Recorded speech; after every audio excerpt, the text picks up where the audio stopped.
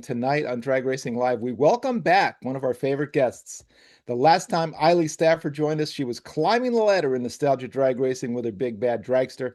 Today, she's living the dream behind the wheel of the legendary California Hustler Nitro funny car, and we're going to find out what it takes to make that leap and keep on rocking.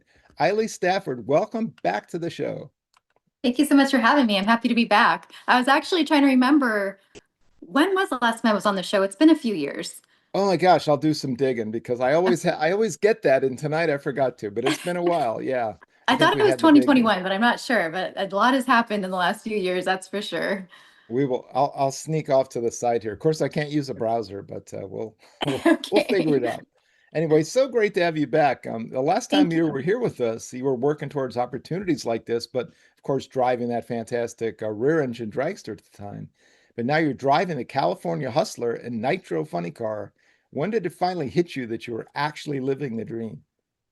Oh, I don't know if it's actually hit me yet. When Don Nelson and Dale Murray called me in December of last year and offered me the seat, it took weeks before it like fully sank in. And I still don't even think it truly has. I was actually joking with a friend the other night. Sometimes it hits me at like random moments. I'll be doing something like extremely normal, like pushing my shopping cart around to Costco on a Tuesday after work. And I'm like, I drive a funny car. Like it's pretty cool. And it still hits me at the races all the time. Like I'm sure it's going to happen to me this Thursday when we're in Norwalk, Ohio. And I look at the car and I'm like, I got to drive that. It's so cool. I'm having a great time.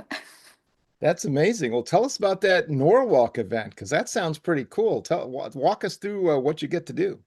Yeah, so there's four nostalgia funny cars that were invited, and four top fuel dragsters, nostalgia top fuel dragsters, and two fuel altered. So we are just going to be there. We're going to be making some runs and putting on a cool show for the fans. I'm really looking forward to it, and also looking forward to getting some ice cream. Yeah, you got to get that 1 pound of ice cream for what 1 buck at Norwalk. Yeah, I'm totally going to do that. I love it. It's an amazing track. I've been there. I was there in '82 when it was just pretty much a standard, drag racing track. Didn't have the big bleachers, didn't have the big tower on top of the bleachers. And then a Wow. couple times I had the privilege of hanging out. Won't say announcing. I wasn't paid to announce, but I got to do a little bit at an IHRA national event up there. And then of course it swapped to NHRA after a National Trail lost the springs and they went up to Norwalk. So it's a fabulous place. You'll really enjoy it. They embrace the racers so much. I can't wait to see those fans get to know you a little better. Oh, thank you. I'm really looking forward to it. I can't wait to get there. Very cool. Well, let's talk about some crazy stuff here. Every Nitro Funny Car team has stories that couldn't possibly be scripted. But since moving into this class, what's the craziest thing that's happened to you during a race weekend? Well, thankfully, nothing too crazy has happened yet. Don Nelson and Dale Murray and the entire California Hustler team, everyone's really professional and everyone's really cool and calm and collected on the starting line in the pit. And that's nice because for me as a driver, I drive really calm and collected. So to have that on the starting line is really, really nice because I have been the driver on the other side and you're strapped in and it's absolute chaos in front of you and there's nothing you can do about it because you're strapped in with your 5 point harness. So I'm sure something's going to come up, but thankfully, the guys are just amazing and it's safety first. And we haven't anything too crazy happen to us yet. That's awesome. Well, cool. Well, and you get to, how's it going to work for Norwalk? Or some folks going to drive the rig across the states, and then do you get to fly into beautiful Cleveland Hopkins Airport? Or Yeah, I do. So actually, the truck and trailer left yesterday. We have a text thread I was actually just looking at before I hopped on this call with you, but everyone's slowly making their way back there. And yeah, most of the team we're going to fly out Wednesday and Thursday so we can be there. I have to get a few days of work in before I put in the fun. oh, you gotta pay for the fun. That's Yeah. how this works. You're a working class funny car driver, which is how it works, right? So cool. Well, tell us about, now you've driven, and we'll kind of go back through some of the cars you've driven. We covered a little bit the last time you were on, and I'm peeking at my notes here in the back to see if we can figure out when that was. But you've driven several cars, progressively getting faster and faster.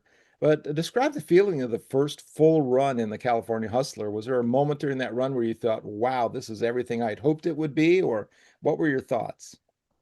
That first weekend that we went out, it was a couple weekends before the March meet this year. and we were going to test and license me in the car. And it was such a great weekend. We put down some solid numbers for my first runs. We got in the 70s right away. And there's this moment that I remember sitting in the staging lanes, and it was going to be my first run ever in a nostalgia funny car.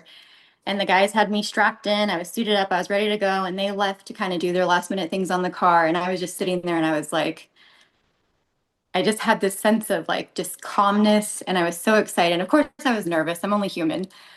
But it was just this feeling that I had never had before. And it was so incredible. I just told myself, like, this is everything that you've been waiting for over the last 22 years and all of your hard work and everything that you put into it. So just make sure you enjoy the ride too. And I did. It was so cool. I'm so fortunate that my husband, James Day, has been driving funny cars for, I think, almost 30 years now. So he's really helped me a lot, but I don't think anyone can fully prepare you for what it's like to drive a funny car. It is so cool. When they put that body down on you, it is like you and the machine, and it is so awesome. I love it so much. I'm having such a great time. That's amazing. Yeah, you can teach and teach and teach until somebody's got to take the wheel one of these days, or the butterfly. That's right. That's so great. Yeah, and of course James, one of the greats. We love James, and what a family. I watched his dad race at Orange County in 1977 in the Screamer Corvette, or maybe it was a So, Cuda back then. The Chevy powered Cuda, which must have made the Mopar guys go crazy. But, yeah, it's anyway, pretty awesome so being able to cool. share this with, Richard and, obviously James, Hmm. because they're a funny car family. So it's really Yeah, special for me to have that. that's so cool. Well, let's talk about the California Hustler team. What makes this program special, and what have you learned while working with everybody involved? Gosh, it's so special for me. It was always Don Nelson's dream to own a Nitro team, and he made that happen in the early 2000s. And for me, always wanting to get a full-time Nitro ride is just, it's so special. And I feel like, this is only going to be our sixth race together.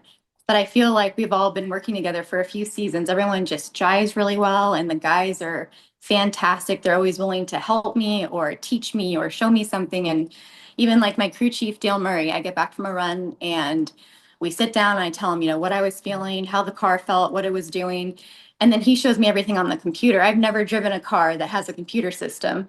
So for him to be able to go over and show me, what the G meter is doing or what the drive line's doing, it really helps me as a driver that I've been learning so much from Dale. It's just amazing. I'm so grateful for the opportunity. It's been really good.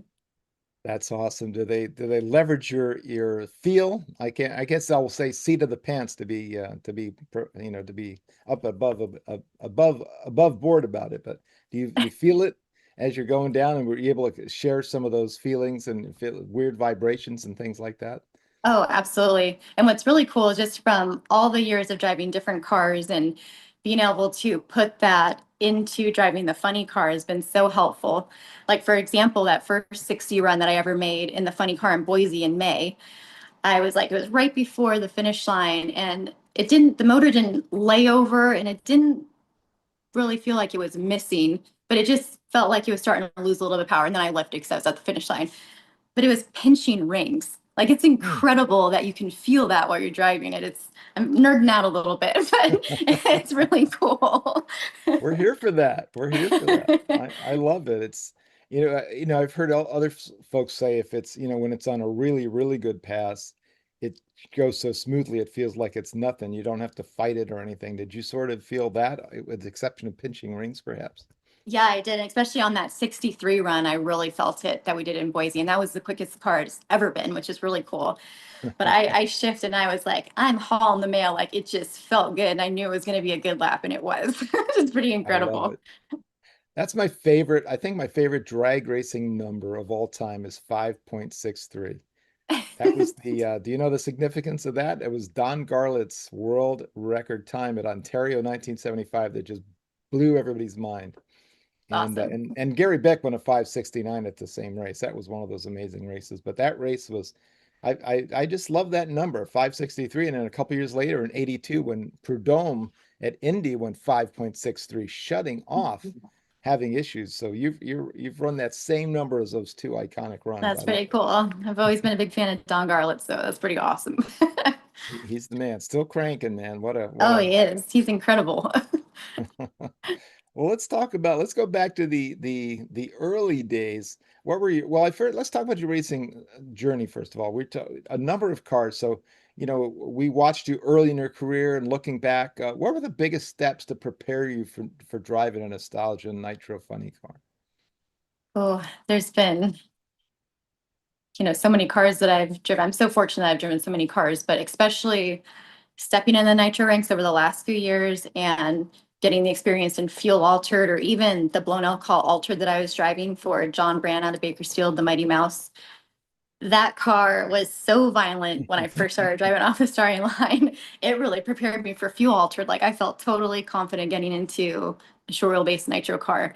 So I think all of those definitely prepared me for the funny car. And also those runs that where you don't get from point A to point B.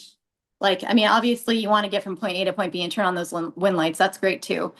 But it's those runs where you're blowing up a motor, you're pushing out a rod, you're, dropping a cylinder at 1,000 feet. Those are the ones that I really got a lot of experience from and a lot of knowledge. And that really helped me stepping in the nitro category. And it's helped me, be able to give my team feedback almost immediately, which is really nice too. Obviously, I'm still getting comfortable in the car and I still have to get laps under my belt, but that's definitely helped prepare me to drive a nitro funny car for sure.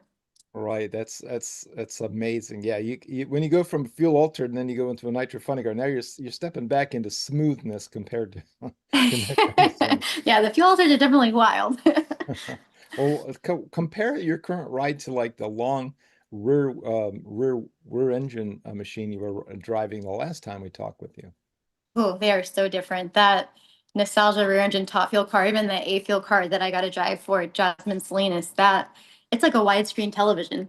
My whole career I've driven front motor cars. So when I had those opportunities, I was like, it's almost hard to judge how quick you're going down the track because you don't have a motor in front of you. Right. So that was kind of wild. I love it. Yeah, widescreen TV. I never heard it described that way, but it must be exactly that after you're watching basically your iPhone and as far as Yeah. you can. And it's a weird sensation too, because you almost feel like in a rear engine car that you're being like pushed down the track versus being pulled by a front motor car. It's hard to describe if you haven't Mhm. driven one, but Well, I guess yeah, it's it's definitely exactly different. what's happening, right? I mean, Yeah. it's behind you and wow, But they're that's all a so ton cool. of fun. I'll tell you that much.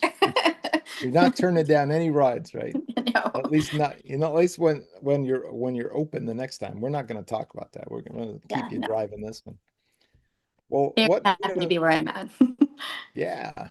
Let's go way back. What first sparked your interest in drag racing? When did you realize that you wanted to be behind the wheel instead of just watching from the stands?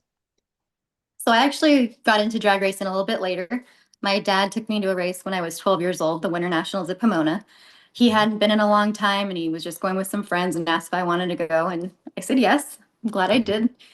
And I fell in love with it immediately. I remember I saw a pair of top fuel cargos on the track and I was like, I want to do that someday. How can I do that someday? And everything from that point in my life has been, what can I do to get into a nitro car? I mean, getting my degree in automotive technology, like all the decisions that I've made have been Right. for this. That's so cool. Who were the drivers that or the teams that caught your eye that weekend? Do you remember anybody in particular? I've always been a big fan of the Coletta team. It's the reason why I have Mac tools. I've always been a big fan of them. Yeah, they're doing okay. Yeah, What a they're year doing they're pretty having. good. I was just looking at our quarter mile times on drag list the other day, and of course, a lot of folks don't remember this, but the quickest ever ET for a quarter mile top fuel car was the Coletta at a 4.420 at the time. He also went a 442 with an 8, and then Tony Schumacher with a 443. But Coletta on that list where we sort of, of course we have incrementals now, but on that list where we are ranking the top quarter mile runs of all time. Matter of fact, it hasn't been eclipsed yet. And a couple folks have gone some 450s and stuff, and a 460 in Canada just last week, which was pretty cool. But Yeah, not a lot of quarter mile racing around the world. But yeah, the Colettas are pretty amazing. yeah, they are. Well, let's talk a little bit about the technical aspects of the car. So fans will see a spectacular burnout and a mid 5 second run, but they don't always appreciate what the driver's managing inside the cockpit. What's the biggest adjustment moving into a Nitro funny car and getting that thing down the track? For me, it's been the body. And, obviously I'm getting more comfortable with more laps that I'm making, but, everything I've driven has been open, whether it be the rear engine top fuel car and it's like a widescreen television or even a front motor dragster, you have way more vision than you do in a funny car. So for me, and it's more so, going down the track, when I first, got the opportunity to drive this car, I went right up to Paso Robles where the car's at, and Don and Dale fitted me in the car and poured me a seat, so I'm extremely comfortable and I can see well in it on the starting line and stuff. But it's going down the track and having that body on your sides there. So it's taken a little bit Right. of getting used to, but it's pretty cool. That's awesome. Well, how do you, so I assume now and then, and maybe consistently, let me know, do you lift the wheels? And if so, does that, and there's a lot of vibration going on. So, because we've seen some of the in-car shots. I mean, what is it? I guess what do you aim for visually when you're going down the track? And even it's pretty small to see now as it is, but once the vibrations start and maybe a little lift in the wheels a bit, what's that like? It's pretty wild. It's actually, I thought it was going to be a lot louder inside the car when I first started Hmm. driving it, but it's really muffled, which is pretty cool. So it's just, I just try to focus on a point down track, like I was taught by Jack Beckman when I was 16, and I just, I just keep my eye on that and go. But yeah, sometimes you do, the car pulls the wheels up and you go left or right and you got to go with it because you can't steer, but that makes it fun. That's why the fans love funny cars. Absolutely. I love that. I love that point that you just made about picking what Jack taught you and what a great guy he is. And Yeah. he's taught so many folks. But, pick a place down there and keep your eye on it because it occurs to me the second you said that, when I was teaching my kids how to drive out in like Wyoming and Montana, right? Because I got folks in Colorado and we were going like, they were, early 20s, late teens maybe, but well, they had their licenses, but we were up like 75 miles an hour, right? On these big things. And compared to what we should drive everywhere else. But anyway, I said that's where you can't, it must be some sort of like a funny car. You can't make the sharp turn. You have to really pick a place and really ease into it, Yeah, and pick exactly. that point that you're going to go. I don't know if that relates at all to what you're talking about. It just popped in my head. In a way, I think it does because I mean, if you think about like a brand new driver on the street and they're looking over the hood of the car because it's just natural that they want to look out in front of the car instead of looking down the road. I mean, they're gonna mess up while they're driving, but if they're looking down track and they have like a point of view, they can just kind of ease into it and make the corrections that they have to make. Awesome. Well, good. You saved me there. I didn't leave a brother hanging. Thank you. There's some, I just got to think we have some amazing people online, and John, we'll go to them in about 10 minutes. But if Rob McCabe or somebody's out there listening wants to search drag list and see the last time we had Eily Stafford and James Day on, that would be cool because we're trying to solve that mystery. But I got done trying to do it by myself here. It wasn't happening. But well, Eily, a lot of young racers and especially young girls, I would imagine, look up to you. What's the one lesson you've learned that can help someone who's trying to reach that next level in racing, kind of wherever they are? Gosh, I love that question. I would say dream big and keep pushing. There are going to be a lot of people that tell you that you can't do it or you shouldn't be doing it. Don't listen to them. And always remember there's going to be more people that support you and believe in you. Stick with them. I'm a true believer that if you surround yourself with good people and make good choices, that good things are going to happen to you. I love it. Well, there you go. And got to do the work, I reckon, right? Oh, yeah, lots of work, Do sweat and they, tears.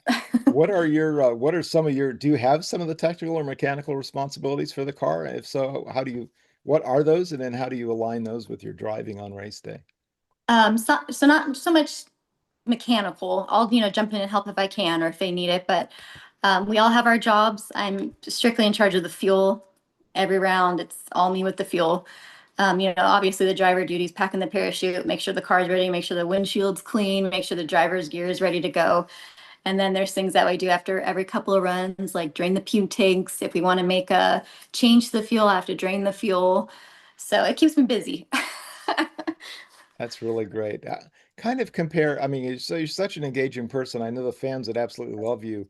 But you don't, I would imagine you don't have quite the scene that you have at the big show, where there's big, gigantic signing tables and stuff. Or are there sort of what is like the fan response at the Nostalgia Heritage Series and other match races you attend, and do they kind of set aside a place for you guys to meet and greet?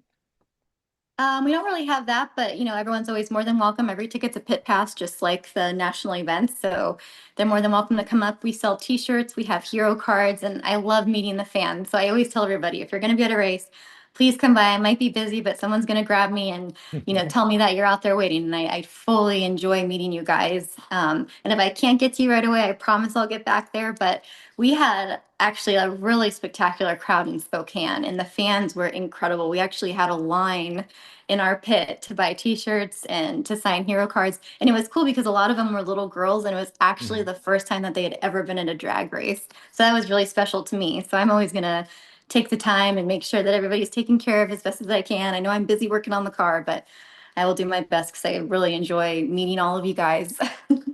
That's awesome. Spokane's such a great racetrack, and oh my gosh, they some of my favorite races ever, those weird and wacky AHRA or ADRA, the organization changed a couple times, but they would have that August race, which they considered their world finals, right? But it was you didn't know who was going to show up. A bunch of Nitro funny cars, a bunch of Top Fuel, but you could also see at many times nostalgia top fuelers race there, and the weirdest alky cars you ever wanted to see. But that was a great place. I'm really glad to see that you guys are hitting that town. Yeah, it was great. And the fans were awesome. And just the safety personnel and stuff, they're great, great people. I enjoyed it. That was Cool. my first time running there. It was pretty cool. Tell us about some of the other places you raced. Like, did you go to Boise, and what are some of the other tracks that you raced, and kind of your impressions of those? Yeah, so we went to Boise. We actually raced there in May, and then we're going to be going back there in August for the Night Fire Nationals, which I'm really looking forward to. Nice. We've been obviously to Bakersfield. That's in a way that's almost like our hometown track. And then we'll be back there again for the California Hot Rod Reunion. We went to Phoenix. We went to that track. We ran at Pomona. We did Boise, Spokane, and now we're on our way to Norwalk, Ohio in a couple days. Awesome. Oh man, that'll be is that your furthest trip east ever as far as racing? For me, driving, yes. I've been to Bowling Green, Wow, Kentucky a couple of times to help out a 7-0 pro team, but for driving, yes, this will be my furthest. I'm really that's excited. awesome. I've been looking forward to all of them, but this one is I'm really looking forward to it, as well as, the Night Fire Nationals in Boise. Right. Yeah, that's another legendary race. That's gonna be amazing. I'm so excited. I actually went to that track for the first time in 2009 for that race, just as a fan. And I'm Hmm. so excited that I finally get a race there after all these years. So Lining excited. up at Boise, ladies and gentlemen. Eily Stafford. That's so cool. Well, what's one thing as you're racing the funny car that you thought would be difficult that turned out to be easier, or vice versa? One thing that you thought would be a little bit easier that's been a challenge. Oh, that's a good question. I really don't know if anything's like harder or easier. Like I'm really a go-getter. Like when I got this opportunity in December, I went to work as soon as it started. I started working on my upper body strength and what I could do to make because I knew I was going to need some more muscle mass. And James was like, "You got to start working on your arm strength if you want to drive a funny car." So I started doing that, and just practicing and mental runs. Like I've always just tried to give it 110% every single time. So I don't know if anything's harder or easier. I mean, maybe it gets easier with time, but I've always just put in the work. That's what I was literally going to say. It sounds like you got to put in the work and you got to see whatever the goal is and get her done. Yes, What exactly. Get her done. what are so we talked a little bit about the other cars, but you've raced in several different types of race cars. Which skills transferred and which ones did you have to relearn completely, if any? Oh, I don't know if I really had to relearn anything, but like I was saying earlier, like so much of those runs where I didn't get from point A to point B have really helped me transfer into the short wheelbase car. Like I said, whether it be, dropping a cylinder down track or spinning the tires on the starting line, that happened to us in Spokane and being able to catch it so quick. It's all of that stuff has really prepared me, especially to get into these cars that are going quicker, that are going over 250 miles per hour. It's a lot of that has really prepared me for the Nitro Funny car. That's awesome. Do you like the big show cars? I mean, when a hole goes out, you're like pushed immediately to the other side, right? Wherever that whichever side it goes. Is it do you feel that the same way in the nostalgia funny car?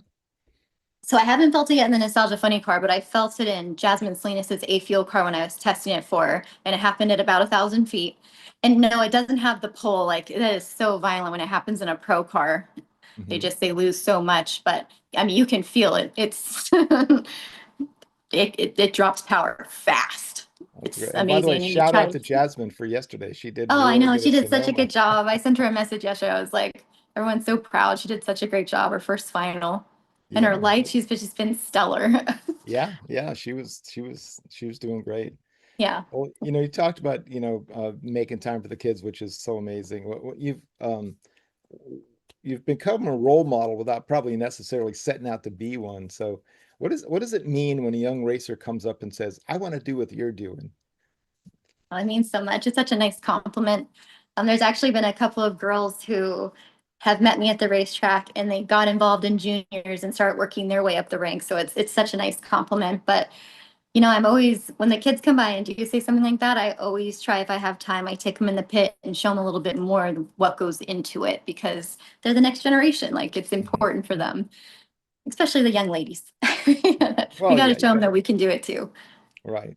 Well, yeah, and it's amazing, and we need every example we can out there. You're doing such a great job. Oh, Well, I thank you. I tell you what, appreciate that. Eily, we have an amazing group of folks on the chat line, racers and mechanics and other folks who are heavily involved in the sport. And John's been out there moderating. So, John, how about coming off mute and telling us who you have out there and what they have to say? We're here from coast to coast tonight, and everybody's having a blast. And Isla, you're giving us some great information. Actually, BP asked you a question a few minutes ago, and I think it was the same question that Crafty Kate asked, and that was if what advice would you give to a young person interested in becoming a drag racer? So, like I was talking about earlier, I would just dream big and keep pushing and just surround yourself with good people and, always make good choices. And I know good things will happen to you and work Exactly. hard. You gotta put in the work. Yeah, I guess, people have said, right, if you show number one, you got to get there. So if you can get to the drags, and then there's always somebody who needs some sort of help. So I would just I mean, I think in my experience and so many people I've talked to say, hey, if you show the initiative and you come up and say, hey, Yes. is there something I can do to help, even if it's wiping this thing down or wiping that thing down. Yeah, Um, I'm a firm believer in that. Actually, just a quick story. That's how I actually got my start in my first riding competition in a wow. Nostalgia Eliminator 2 car. Yeah, just long story short, I was actually in Las Vegas. Jack Beckman, for his Top Fuel debut weekend in 2005, he was going to introduce me to some teams because I didn't know anybody since I'm a first generation drag racer. I didn't know how to get my foot in the door.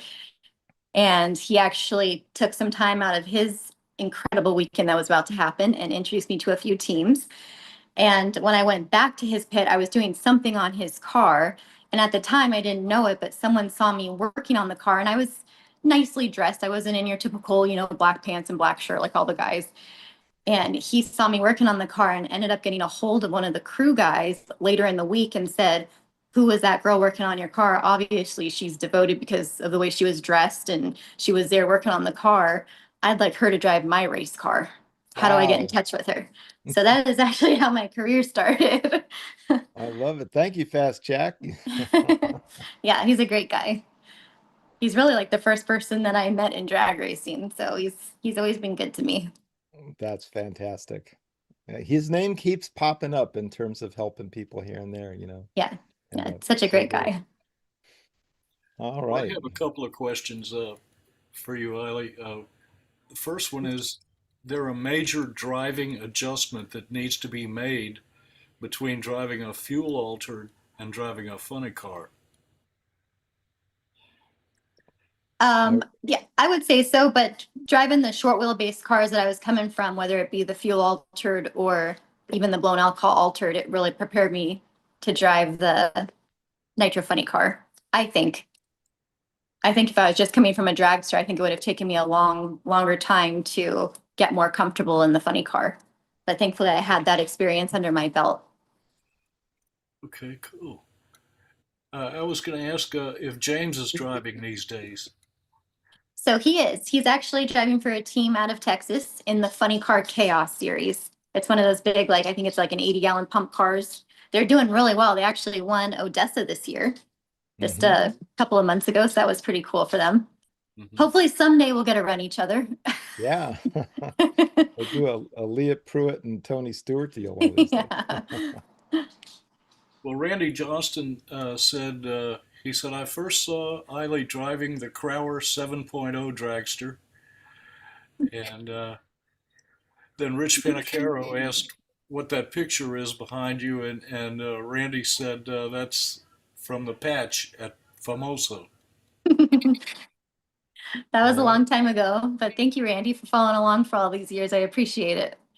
What are we looking at there? Is that a winner circle photo or what?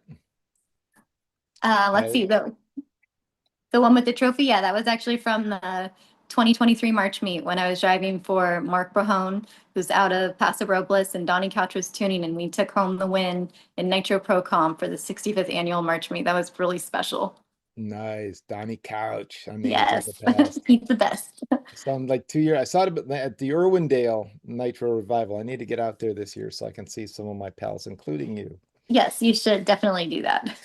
Be great to see you. Awesome.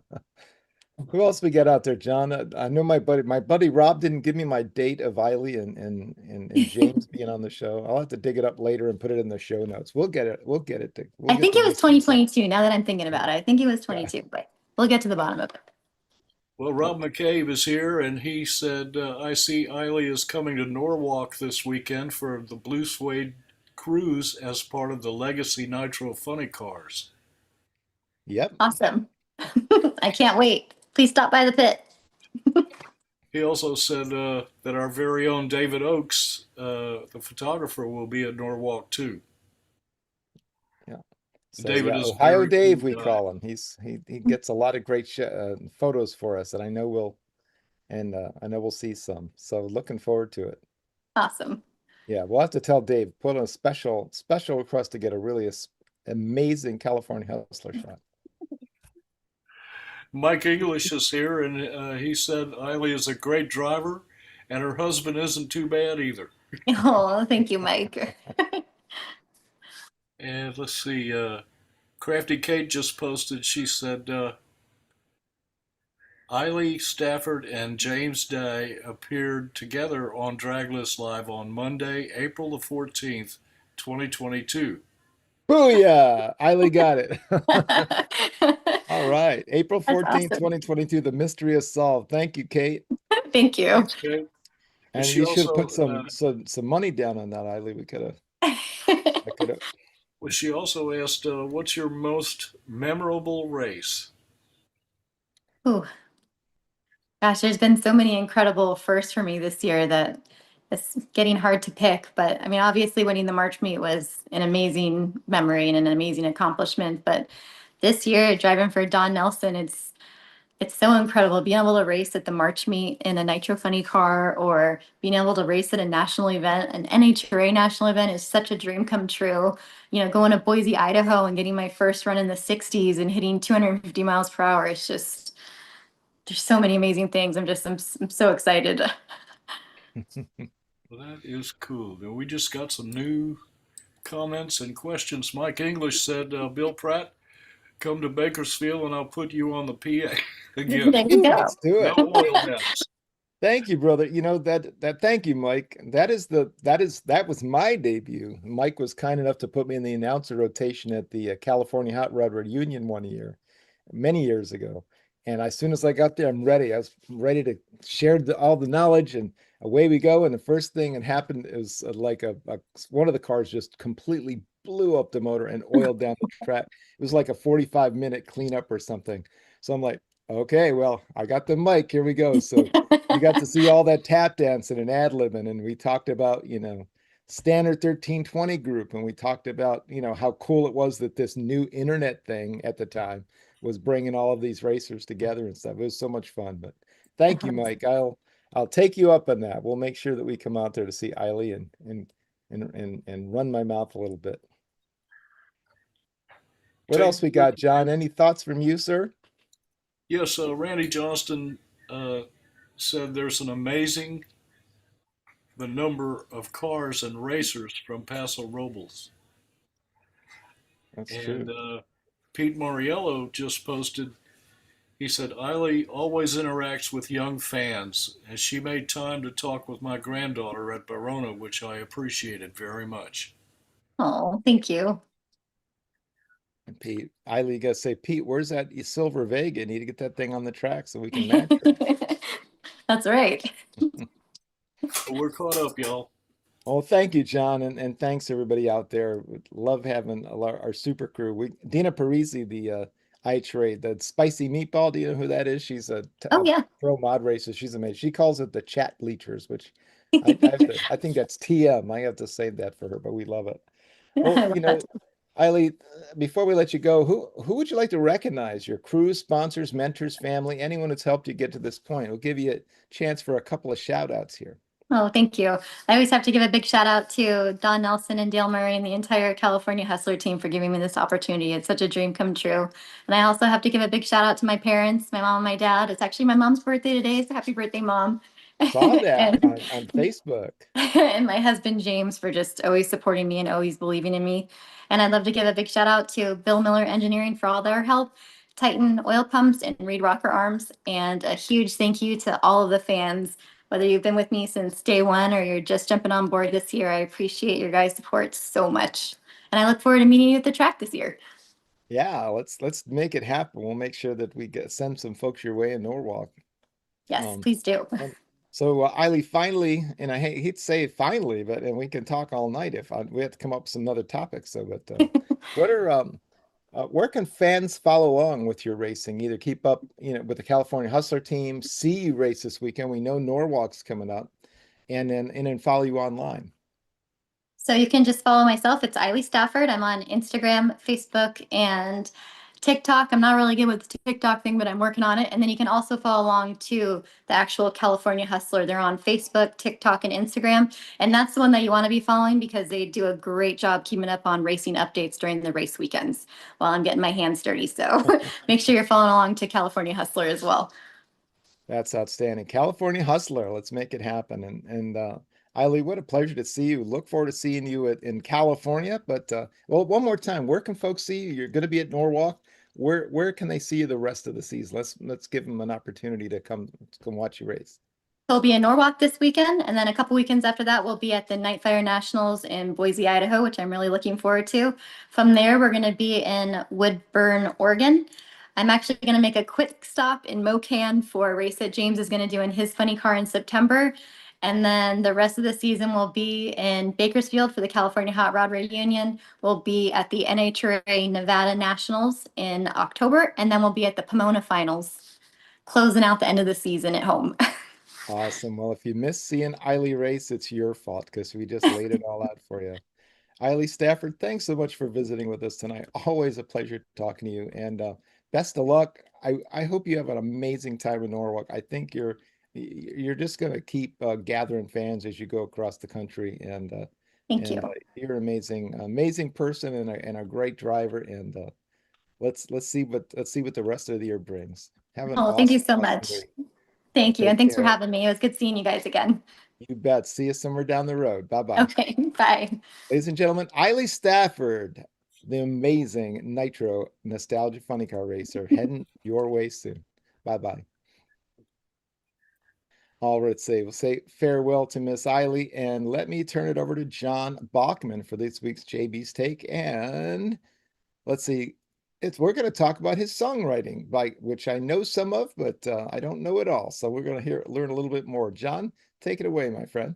Well, thanks, BP. I wasn't able to secure a Racer of the Week for tonight's show, so I'm resorting to what I've done in the past, and that's to relate my personal history as a musician and artist for a few minutes to fill out my segment. I hope that's okay, y'all.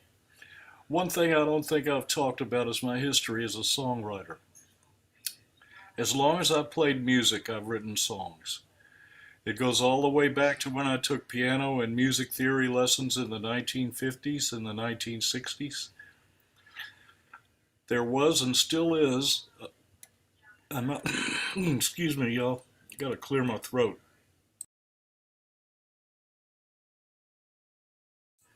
Sorry about that. A non-stop Philharmonic symphony playing in my head 24/7, 365. It never went away. I got my first guitar when I was 18 years old. The first thing I did after learning the basic chords was to write songs with it. After graduating from art school, I began collaborating with Andy Quinn, who taught me a ton of guitar techniques, and over the next few years, Andy and I wrote several songs together. They still hold up to this day. They were good songs. Throughout the 70s and 80s, in addition to writing my own songs, I co-wrote several songs with David Freeman, Colin Kennedy, Darlene Hoffpower, Ed Banks, John Harris, and Scott Blair. I performed and recorded many of them, and I am grateful to these artists for having influenced and helped me in my career as a songwriter. I love them all. In 1984, my personal life had become difficult. I left a successful band, and after 10 years of playing live, I got with my friend Colin Kennedy and recorded my first official album. It was good. More on that later. In 1985, I was fed up with the grind of playing in bands. I ran into my friend David Weiss at a bachelor party for our drummer, and he offered me 100% free studio time for as long as I wanted it. I accepted David's offer, and for the next 5 years, I went into the studio twice a week and recorded 72 songs that I had written. I wrote all of the songs, played all the instruments, and sang all the vocals. I got more done by myself than I was ever able to do with bands, and those were the happiest years of my musical life. In 1995, I received a package in the mail. It contained 5 boxed sets of all the songs I had recorded up to that point.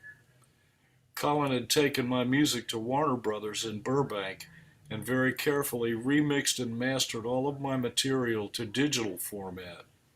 It was 8 albums, and he titled it Orchards. I cried. I now own around 118 copyrights. In 2006, the College of the Mainland contacted me to teach music and songwriting lessons. I had a successful year with the college. I was told that I could have been a teacher, but I didn't feel like I was cut out to do that on a permanent basis. They did pay me well. My 36 years with the City Kings have been enjoyable and fulfilling. We play original material, and we recorded an album called 4 Lifetimes. It's on Spotify and it's on YouTube. Up until our bass player Randolph passed away in 2020, we were performing live at places we chose to play. Now that we're old guys, we decided to pass on playing gigs and concentrate on recording our original material. It's been fun. I'm playing Randolph's bass parts. I'm going to credit him with those parts as I memorized all of the songs, and his contributions to our music was immeasurable. I've been ripped off twice. Once by a record company and a famous singer who picked one of my songs out of the copyrighted tape I sent to the Library of Congress. They kept the basic arrangement but changed it to a different beat. And once by a friend who co-wrote a song with me. I wrote all the music and the arrangement, and then he went behind my back and copyrighted the words and music to himself. Other than that, my catalog songs are 100% mine. That more or less has my songwriting career caught up for the moment. It's not easy to condense 60 years of songwriting into a 5-minute essay, but I think I was able to hit on the high spots. My plan is to make a double album out of the best stuff I recorded and title it Sound and Fury. I will need to figure out how to make CDs out of the ones I have to get the running order done correctly. I'll let y'all know when I have it together. Anyway, I'm John Bockelman and I approve this message. Everybody stay safe and well. You are the most important part of this show and we love you all. It's a great way to spend an hour together on a Monday night. We'll see y'all next time. God bless America. Back to you, BP. Thank you, John. What a career. Thank you, John. What a career it's been. Unbelievable stuff. And I've got to see some of it live, and I'm looking forward to seeing more. What I want to say, let's see a show of hands out there, folks. I really want to open up our channel here on YouTube to start featuring John and some of his music, and we'll have to get our heads together. We've talked just briefly about it, but I think that talking through how you write a song, how you play a song live, I mean, there's so many things you can share. And here we are. We've got a YouTube channel. We call it Racing and Rockin'. We did from the beginning call it Drag Racing Live. Now it's gone through a couple of iterations, but rock and roll, as you can see, and as you can see in John's promotional posters that he does every week, is rock and roll, blues, and just general good music is always part of our scene. So we'll I put our appreciate. heads together and see if we can get our amazing interns to help us do some stuff. Thank you, But BP. I'm definitely open for suggestions on this stuff. thank you, John. Looking forward to it. We're gonna save this one as a short itself and get it out there. Thank Well, you. speaking of our YouTube channel, folks, we just surpassed 190,000 views. We're, coming from 17,000 on March 1st. So our intern army is just taking care of business. And a couple of the tools we've purchased to do that. The shorts are blowing up. Man, I tell you, Jeff Atamian, Jet Dragster, his stuff's going through the roof. I mean, you never know what's going to hit, and he did an amazing job. But great stuff, and I can't wait to see Eily's stuff start hitting. We'll get this up in the morning, and then we'll edit it up in the morning, and then we'll start doing some shorts. And I think Wednesday through Saturday, keep an eye out at noon every day for a brand new Eily Stafford short. And then the ones that we don't get up this week, we'll put into the rotation. Speaking of which, our buddies Jeffrey Cormier and Uriel Yamashiro, of course, Sophia Roveda before them, doing amazing jobs. Uriel is out there reposting a lot of our older clips and making sure that everybody can see them across all of our channels. We now have 5 social media channels. So we're on YouTube, we're on X, we're on Instagram, we're on Facebook, and we just added TikTok. So if you have a TikTok channel, come find us for Drag Racing Live. We're starting to do our shorts on TikTok as well. And you can help us grow. Subscribe and tell all your friends, and really appreciate you helping us out. Um, our Jeffrey Cormier has been working overtime because I'm going to be taking 3 weeks off, folks. So we will not have a live show next week, August 3rd or August 10th. We'll be coming back on August 17th. With Steve and Brooke Foley, some amazing racers that Kay and I met down in Charlotte, North Carolina. They race stock eliminator, super stock, Copo Camaro, and Brooke races a top dragster. It's really a great young couple who races a number of categories, and we're going to be interested to bring you these awesome sportsman racers. Also coming up on August 24th, Mel Roth of the Streetcar Supernationals will be joining us, and then lots of other racers throughout August and September and going forward. But we will be gone for 3 weeks, but never fear. Jeffrey Cormier is here because he has saved shorts out into the future. Every single day at noon and midnight Eastern time, we'll be putting out a short on all of those social media channels I just mentioned. So we won't be going live on Monday nights for the next 3 weeks, but we will be sending you shorts every single day. And a lot of the racers that you've enjoyed recently are going to break those long form interviews down. Like tonight, you'll see Eily right away this week at noon, but then she'll be going into the rotation in the future. And I mean, we got Ida Zetterstrom way out. We've got, I mean, you just name it. We've got him. And Chad and Hunter Green. Oh, we just added more Butch Leal stuff coming your way. There's so much awesome stuff. But we've got, and a matter of fact, Jeffrey Cormier has just put racers into early 2027. because once we have a racer and we showcase them 1 week, then we do them once per week so that we don't kind of stuff them all in 1 week and then forget about them. So we've got racers coming into the 27th season, pretty amazing. And once again, I want to thank our amazing interns for taking care of us there. Bless you, John. Um, let's go on to lost friends, folks. One to mention this week, Bob Mazzolini passed away on July 14th, rather, 2026. Bob was one of the true legends of Mopar drag racing for more than 6 decades. He raced, he built engines, he restored some of the most iconic Chrysler-powered race cars ever built, and helped countless racers find success on and off the track.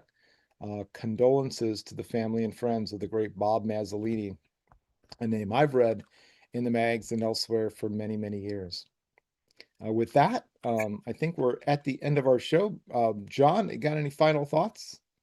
I hope I don't sneeze while I'm talking here, but it was great having Eily with us tonight. She is just such a wonderful person, and she gave a fantastic interview. She's had a fantastic career up to this point, and I wish her nothing but the best. And James as well is a terrific guy. He's a great drag racer, and I appreciate Kay getting our guests lined up for us because she's really gotten a top-notch group of people for us for this show. Yeah, she's knocking it out of the park for sure. Well, Thank you, John. I hope you have fun on your trip with Denise, and I know y'all are going out of the country and everything, so be careful, have fun, and take pictures. Will And I'll do. be checking in on social media to see how y'all are doing. Thank you. Yeah, I'm not sure how, the internet deal is going to work, so we'll hit that as we come. My son Jason's going to stay here at the house the whole time, so he's going to be he's going to enjoy the solitude, no doubt. But so we're going to keep the home fires rolling here and then go see what the world has to offer. We'll bring details and photos when we come back. But thanks so much, John. Appreciate it. Well, let's do a wrap then, folks. Thanks to Eily Stafford, who was amazing as always, John Balkman, my brother, Kate Turkelson, Sophia Roveda, Jeffrey Cormier, Uriel Yamashiro, our friend Pete Moriello, who's on tonight, Rob McCabe, making it happen with the drag list, David Oakes, who will get some good shots of Eileen this weekend, no doubt, as will Bill Kloss, probably, who's also contributing a lot of great photos for us recently. Mal Bashore, Ron Toombs, John Mernon II, and Dave Weslowski. And of course, thanks to Jeff Gilder for getting us our start way back when. Special shout out to Nitro Alley. And thanks in heaven to Danny White, the big man himself. Folks, please like, share, subscribe, comment. Let us know what we can do. Let us know what you want to see. And we'll go out and find it for you and bring it to you. Please check in on draglist.com every day to see what's new. You can find us on the Radio Bob Network. And we will be back in 3 weeks, August 17th. And we're going to visit with Steve and Brooke Foley, stock, super stock, Copo Camaro, and top dragster racers. Until then, my name is Bill Pratt. It's been a pleasure visiting with you tonight. Have an awesome, awesome week and an awesome next 3 weeks. And we'll see you mid-August sometime.